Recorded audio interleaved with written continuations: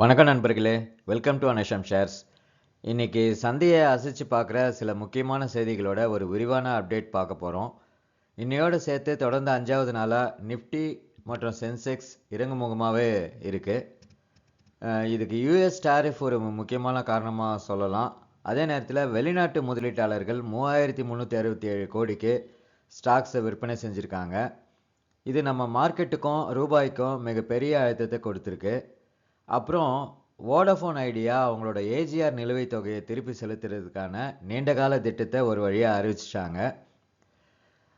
நேற்று பெரிய சரிவுக்கு அப்புறம் பெல் பங்குகள் இன்னைக்கு மீண்டு வந்திருக்கு. அது மட்டும் இல்லாமல் யூபிஎஸ் அதுக்கு ஒரு பெரிய டார்கெட் விலையை நிர்ணயிச்சிருக்காங்க. இதோட என்ஹெச்பிசிக்கு ஒரு வலுவான பைக்கால் ரெக்கமெண்ட் பண்ணியிருக்காங்க. இது போக இன்னும் பவர்மெக், பிஇஎல் போன்ற நிறுவனங்களுக்கு குவிந்திருக்கும் புதிய ஆர்டர்களை பற்றியும் பார்க்க போகிறோம். வாங்க நேரடியாக வீடியோக்குள்ளே போகலாம்.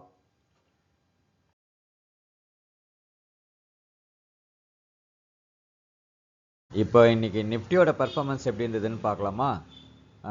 25,840 ஓப்பன் ஆன நிஃப்டி 25,940 வரைக்கும் ஹை போச்சு. அதிலிருந்து 25,623 25,623 இன்றைய லோவாக இருந்தது. இப்போ கடைசியாக மார்க்கெட் முடியும் போது 25,683.30 அதில் வந்து க்ளோஸ் ஆகிருக்கு. 25,683 க்ளோஸ் ஆகிருக்கு. இன்றைய டாப் கைனர்ஸ் அப்படின்னு பார்த்தாக்கா Asian Paints, ONGC, Bharat Electronics, HCL Tech, Cipla இவங்கள சொல்லலாம். டாப் லூசர்ஸில் Shriram Finance, Adani Enterprises, NTPC, Jio Financial, அப்புறம் பஜாஜ் ஆட்டோ. முதல்ல எல்லாரும் எதிர்பார்த்துட்டு இருந்த அந்த செய்தி, அதாவது வோடஃபோன் ஐடியா அவங்களோட ஏஜிஆர் நிலுவைத் தொகையை திருப்பி செலுத்துறதுக்கான ஒரு விரிவான நீண்டகால திட்டத்தை அறிவிச்சிருக்காங்க.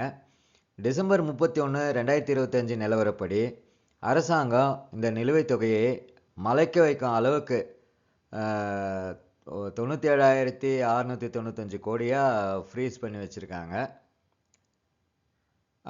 இப்போது இவங்க அந்த பணம் செலுத்தும் அட்டவணையை கொடுத்துருக்காங்க. அதை பற்றி பார்த்துடலாம். முதல் 6 வருஷங்களுக்கு, அதாவது மார்ச் 2026 முதல் மார்ச் 2031 வரைக்கும் நிறுவனம் வருஷத்துக்கு 124 கோடி வரைக்கும் செலுத்தணும்னு சொல்லியிருக்காங்க. அதுக்கப்புறம் அடுத்த 4 வருஷங்களுக்கு, அதாவது மார்ச் 2035 வரைக்கும் வருடாந்திர கட்டணமாக 100 கோடியாக இருக்கும் அப்படின்னு சொல்கிறாங்க. மீதி இருக்கிற தொகையை மார்ச் 2041 முடிகிற மாதிரி அடுத்த 6 வருஷங்களில் சமமான வருடாந்திர தவணைகளாக செலுத்தி முடிச்சிருவோம் அப்படின்றத சொல்லியிருக்காங்க. வோடஃபோன் ஐடியாவில் 49% பங்குகளோட மிகப்பெரிய பொது பங்குதாரராக இருக்கிற அரசாங்கம் இந்த திட்டம் முறையாக பணத்தை திருப்பி செலுத்தவும், நிறுவனத்தோட சுமார் 20 கோடி வாடிக்கையாளர்களின் நலனை பாதுகாக்கவும் உதவும்னு சொல்லியிருக்காங்க. இந்த செய்தியால் சந்தை பாசிட்டிவாக ரியாக்ட் ஆச்சு. வெள்ளிக்கிழமை ஆரம்ப வர்த்தகத்தில் பங்குகள் சுமார் 3% உயர்ந்து வர்த்தகமாயிட்டிருக்கு. அடுத்ததாக பெல், அதாவது பாரத் ஹெவி எலக்ட்ரானிக்ஸ் லிமிடெட். இந்த பங்கு பார்த்திங்கன்னா நேற்று வியாழக்கிழமை ஒரு பெரிய, அதாவது 9% சரிவுக்கு பிறகு இன்னைக்கு இந்த பங்கு 3%க்கு மேலே மீண்டு வந்திருக்கு. இதுக்கு என்ன காரணம்னு பார்த்தா, உலகளாவிய தரகு நிறுவனமான யூபிஎஸ் என்ன பண்ணியிருக்காங்கன்னா பெல்லுக்கு ஒரு பை கால் கொடுத்துருக்காங்க. அவங்களோட பரிந்துரைக்கு அப்புறமா நிறைய பேர்கிட்ட இந்த பங்கை வாங்கிறதுக்கான ஆர்வம் திரும்பி இருக்குது.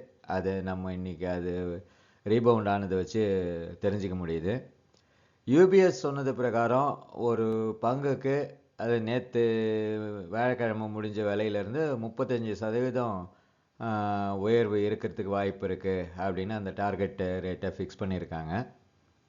இந்த பாசிட்டிவான கணிப்புக்கு முக்கிய காரணங்களாக பார்க்கப்படுறது என்னென்னா, பெல் கிட்ட வலுவான ஆர்டர் இருக்குது, அதை எக்ஸிக்யூட் பண்ணுற வேகம் மற்றும் செயல்பாடுகளில் நல்ல முன்னேற்றம் தெரியுது அப்படின்றது தான். இப்போ அந்த ஆர்டர்னு சொன்ன உடனே வேற ஒரு விஷயம் ஞாபகத்துக்கு வருது. அதாவது பெல் இப்போ தான் நிலக்கரி எரிவாயு ஆலைக்காக 5400 கோடி மதிப்பு இருக்கிற ஒரு பிரம்மாண்டமான ஆர்டரை வாங்கியிருக்கு. அடுத்ததா நம்ம பார்க்க போறது NHPC.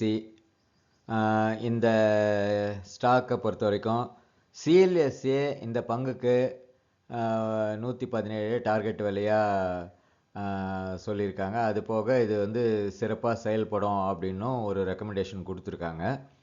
2026 நிதியாண்டில் NHPCயோட நிறுவப்பட்ட திறன், அதாவது அவங்களோட கெப்பாசிட்டியை 64% எக்ஸ்டென்ஷன் பண்ண போகிறதா அறிவிச்சிருக்காங்க.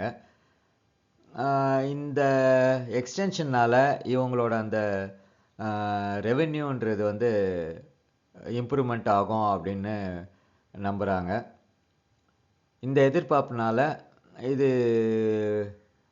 இதனுடைய பெர்ஃபார்மன்ஸு ஃப்யூச்சரில் நல்லாயிருக்கும் அப்படின்ட்டு ப்ரோக்கரேஜ் ஃபிர்ம்ஸ் வந்து எதிர்பார்க்குறாங்க. அது மட்டும் இல்லாமல் பத்திரங்கள் மூலமாக 2000 கோடி வரைக்கும் நிதி திரட்டுறதுக்காக NHPC போர்டு வந்து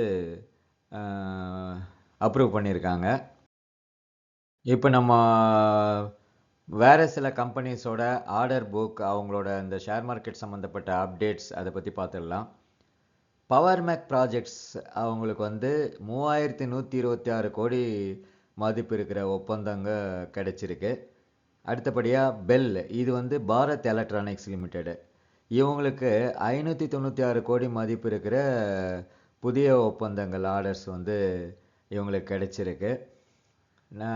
அடுத்ததாக RVNL, ரயில் விகாஸ் நிகாம் லிமிடெட் அப்படின்றது, இவங்களுக்கு வந்து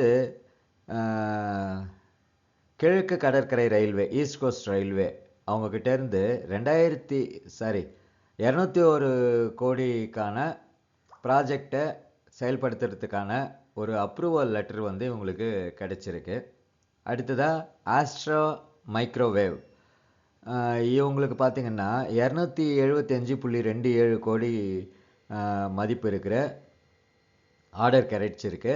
இது வந்து கொடுத்தது யாருன்னா இந்தியன் ஏர்ஃபோர்ஸ், அவங்கக்கிட்டேருந்து இவங்களுக்கு ஆர்டர் கிடைச்சிருக்கு. அப்புறமா சூரிய சக்தி இதில் பார்த்திங்கன்னா வாரி ரெனியூவபிள், இவங்களுக்கு 704 மெகாவாட்டுக்கான ஒரு சூரிய சக்தி சோலார் பவர் ப்ராஜெக்ட் வந்து இவங்களுக்கு அப்ரூவல் ஆகிருக்கு, கிடைச்சிருக்கு. இது போக அதானி என்டர்பிரைசஸ் பிரேசிலோட எம்ப்ராயர் நிறுவனத்தோட ஒரு புரிந்துணர்வு ஒப்பந்தம் போட்டிருக்காங்க. பிரஸ்டீஜ் எஸ்டேட்ஸ் பார்த்திங்கன்னா சென்னையில் 16.38 ஏக்கர் நிலத்தை வாங்கியிருக்காங்க. அடுத்ததாக ஆண்டனி வெஸ்ட், இவங்களோட ரெவென்யூ பார்த்திங்கன்னா போன வருஷத்தை கம்பேர் பண்ணும்போது இந்த வருஷம் 9% அதிகரிச்சிருக்கு. இன்னைக்கு முக்கியமான சந்தை செய்திகள்னு பார்க்கும்போது இவ்வளோ தான். நிறைய பெரிய நகர்வுகள் மற்றும் புதிய வாய்ப்புகள் உருவாகி இருக்கு. வோடஃபோன் ஐடியாவோட திருப்பி செலுத்தும் திட்டத்தை பற்றி நீங்கள் என்ன நினைக்கிறீங்கன்னு கீழே கமெண்ட்ஸில் சொல்லுங்கள். எப்பவும் சொல்கிற மாதிரி இங்கே விவாதிக்கப்பட்ட இந்த செய்திகள் எல்லாமே தகவல் நோக்கத்துக்காக மட்டும்தான். இது பங்குகளை வாங்கவோ விற்கவோ பரிந்துரை கிடையாது. எந்த ஒரு முதலீட்டு முடிவையும் எடுக்கிறதுக்கு முன்னாடி தயவு செஞ்சு உங்கள் சொந்த ஆராய்ச்சியை மேற்கொள்ளுங்க. இந்த அப்டேட் உங்களுக்கு பயனுள்ளதாக இருந்தால் லைக் பட்டனை தட்டிட்டு மேலும் இது போன்ற வீடியோக்களுக்கு சப்ஸ்கிரைப் பண்ணுங்கள். இது வரைக்கும் தொடர்ந்து பார்த்த உங்கள் எல்லாருக்கும் மிக்க நன்றி. இது வரைக்கும் சப்ஸ்கிரைப் பண்ணாத நண்பர்கள் இன்னைக்கு சப்ஸ்கிரைப் பண்ணிவிடுங்க. ஏற்கனவே சப்ஸ்கிரைப் பண்ண நண்பர்களுக்கு மிகுந்த நன்றி. 965ன்ற எண்ணை நம்ம எட்டியிருக்கோம். விரைவில் இந்த ஜனவரி முடிகிறதுக்குள்ளே, அதாவது பொங்கல் முடிகிறதுக்குள்ளே 1000வது சப்ஸ்கிரைபரை நம்ம எட்டி பிடிச்சிருவோன்ற நம்பிக்கையோடு இந்த வீடியோவை முடிக்கிறேன். வணக்கம்.